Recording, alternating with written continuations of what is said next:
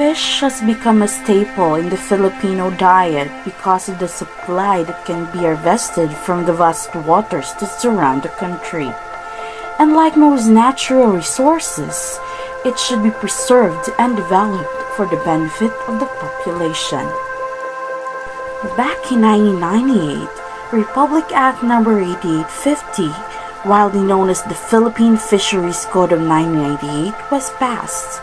Its main purpose is to allot resources for the development, management, and conservation of fisheries and other aquatic resources of the country. This law was crafted to limit access of the fishery and other marine resources to the exclusive use of Filipinos. It also ensures the development as well as the preservation of the fishes and those that dwell within it. RA 8850 was also created to protect the rights of fisherfolk, such as their advantage in the country's municipal waters where they can exercise the maximum sustainable yield, the maximum level where a natural resource can be routinely exploited without a long-term depletion. With the abundance of aquatic resources, there is also room for exploitation of these assets. Such abusive practices involve fishing using harmful chemicals or dynamite, and bottom trawling, which is usually exercised by commercial fishers since they disrupt the seafloor to catch fish.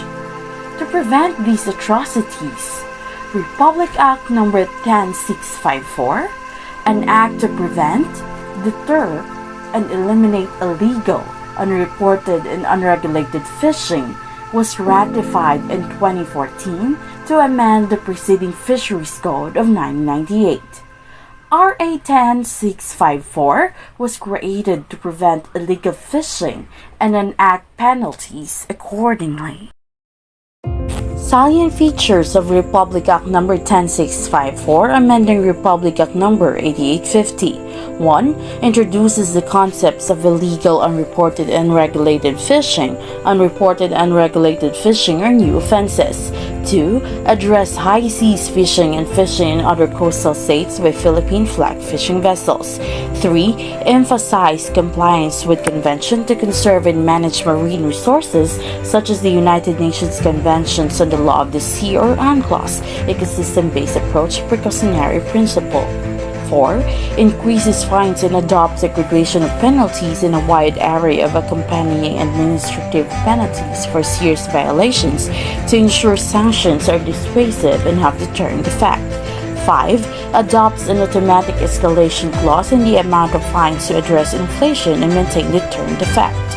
6. Empower the department to ensure effective enforcement of regulatory measures, notice of violation, cease and desist orders, ejectment, and empoundment. 7. Provides a new chapter on administrative adjudication in order to promptly and effectively deprive offenders to economic benefits derived from the IUUF and empowers the department to recognize the Adjudication Comittee and to issue to notice of violations. Empowers BFAR to prosecute administrative and criminal offenses regardless of where the offense took place. 9. Introduces concept of community service for municipal fisherfolk offenders. 10. Adopts broad measures on port state, flag state, vessel monitoring measures, observation program, catch documentation, and market-related resources. 11. Adopts international and regional conservation measures and empowers the department to enforce the same in the Philippine waters, including archipelagic waters. The Visayan Sea is located at the center of the Philippines, and it is a major source of food, income, and livelihood for 22 municipalities in the 4 provinces surrounding it. It is well known for sardines, herrings, and mackerels, which contributes 10 to 13% of the national fish production. The sharp decline of 24% in the catch volume of sardines and mackerels from 600,000 metric tons in 2010 to 472,000 metric tons in 2011 triggered the Bureau of Fisheries and Aquatic Resources to strictly implement the closed season for sardines, mackerels, and herrings in portions of Visayan Sea and adjoining waters. Closed fishing season policy started in 1939 when the national government, through the Fish and Game Administrative Order No. 13, established a closed season for sardines, herrings, and mackerels from November 15 to March 15 each year in the Visayan Sea.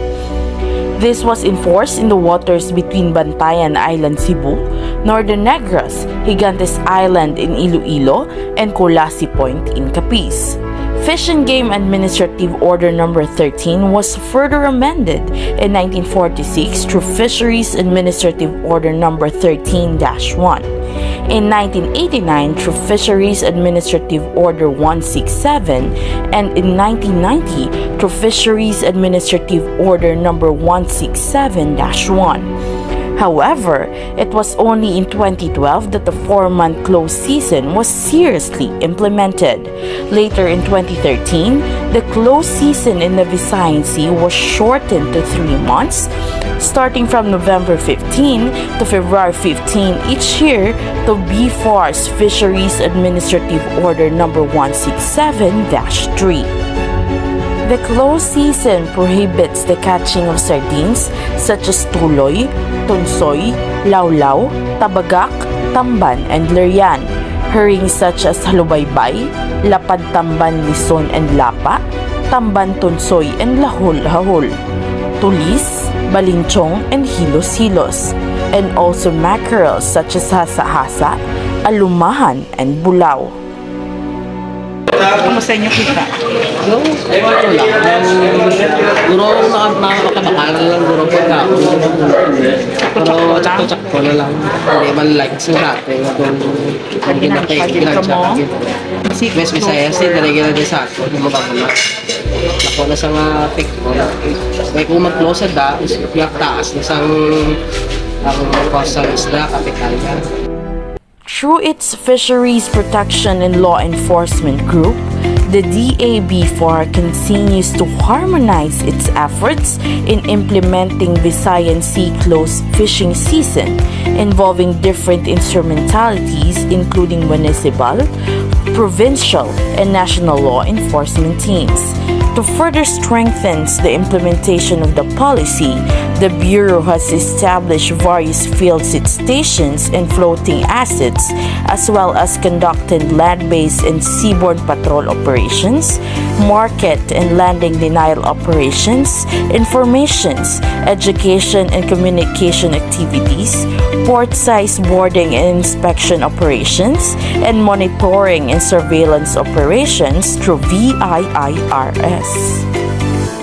In duration of the fishing ban, the Bureau has deployed a total of 13 floating assets, which include the BFAR MCS patrol vessel number 3010 and BRP Enrique Jorado 11, 30 footer patrol boats, and 38 field personnels. Fisheries Administrative Order FAO 167-3 failed to include the goals and objectives pertaining to the natural resources, to economics and social or cultural aspects, which are important elements of policy. The order does not also use gender-sensitive language and assumes that the fishers involved in certain fishery are male, even if women's involvement has become increasingly visible. This causes misunderstanding of the FAO coverage that could be a loophole for exploitation. Inconsistent and conflicting fishery policies. The FAO on closed fishing season, fishery laws, and other related laws should be in harmony. For instance, the FAO and Republic Act 10654, particularly pertaining to penalty for violations in municipal waters, are not consistent with each other. Weak enforcement of the policy. Despite the strict implementation of the fishing closure in the Visayan Sea starting in 2012, violation is still rampant and voluntarily compliance is even promoted in the area. Also, there was no apprehension recorded at the local level. This may be due to the inadequate LG resources to implement the policy.